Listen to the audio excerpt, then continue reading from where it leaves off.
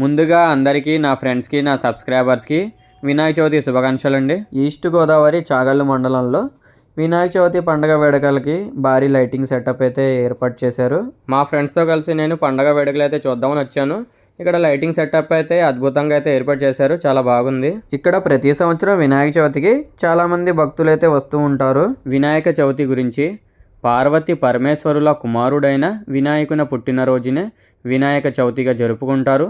భారతీయ అతి ముఖ్య పండుగలలో ఇది ఒక ముఖ్యమైన పండగ. భక్తి శ్రద్ధలతో సాంప్రదాయం ప్రకారం భక్తులందరూ పూజలు చేస్తారు.